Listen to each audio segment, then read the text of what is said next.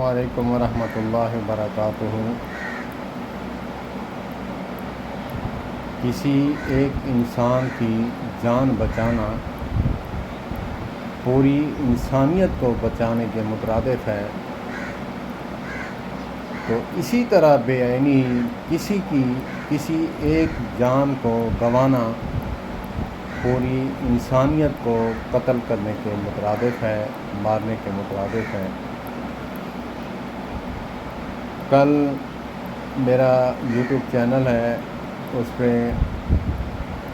مجھے کامنٹس آیا کہ آپ یہ مسجد والا جو میں نے یہ یوٹیوب پہ لگایا ہوا تھا تھمبنیل بینر وغیرہ جو پروفائل پکچر ہوتی ہے، اس پہ مسجد کا فوٹو لگایا ہوا تھا۔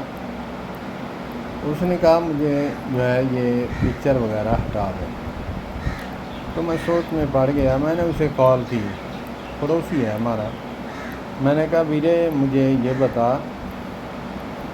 کہ اس میں کوئی گستاخی کا عنصر ہے یا کیا وجہ کیا ہے، مجھے کچھ دلیل سے بتا، میں انشاءاللہ ماننے کے لیے تیار ہوں، اہل سنت ہوں الحمدللہ۔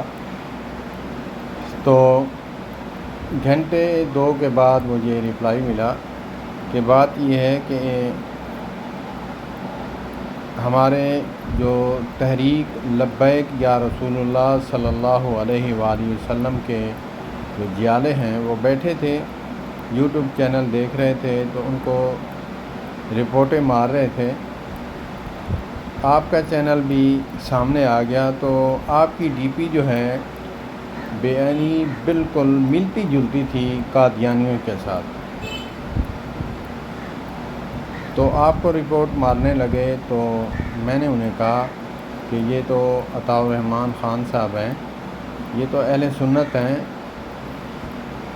تو انہوں نے کہا اسے میسج کر، مجھے ویڈیو کے نیچے کمنٹس کیا کہ یہ مسجد کا بینر ہٹائیں، آپ ہٹا دیں۔ تو اب دیکھیں اس بات کا ان کو کہ انسان جو ہے حضور پاک صلی اللہ علیہ وآلہ وسلم کے نام پر اتنا دیوانہ بھی ہونا چاہیے، لیکن حضور پاک نے یہ بھی بتایا ہے کہ دیکھے تحقیق کرے، اگر اس نے بلا وجہ کسی کو قتل کر دیا یا پھر کسی کے ساتھ زیادتی ہو گئی، میری 4 سال کی محنت ہے، میں نے جو یوٹیوب چینل بنایا ہے، تو انہوں نے ایسی بات مجھے کی۔ میں نے انہیں کہا اللہ کے بندے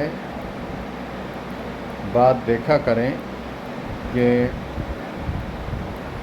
میں الحمدللہ اہل سنت ہوں، اور اہل سنت وہ ہوں جو آپ کے بڑے مانتے ہیں۔ علامہ ابتسام علی ظہیر ہمارے اکابر میں سے ہیں، اور اہل حدیث جماعت کے ماشاءاللہ سربراہ ہیں، اور مولانا عبدالکریم صاحب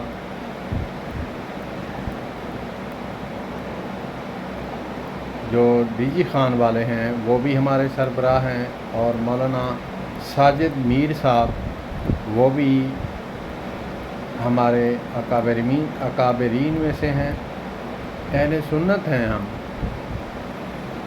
تو آپ نے یہ کیا سوچا کہ یہ ان کے ساتھ ملتی جلتی ہے ڈی پی، تو اس کو رپورٹ مارو؟ آپ ایسے ہی کرتے ہیں؟ خدارہ تحقیق کیا کریں، دیکھا کریں، اپنے آپ سے کسی اہل سنت کو متنفر مت کریں، سوچا کریں، سمجھا کریں، دیکھ کر پھر کچھ کہا کریں، وگرنہ ایسا نہ کیا کریں۔ اللہ پاک ہمیں سمجھ عطا فرمائے۔ والسلام علیکم ورحمۃ اللہ وبرکاتہ۔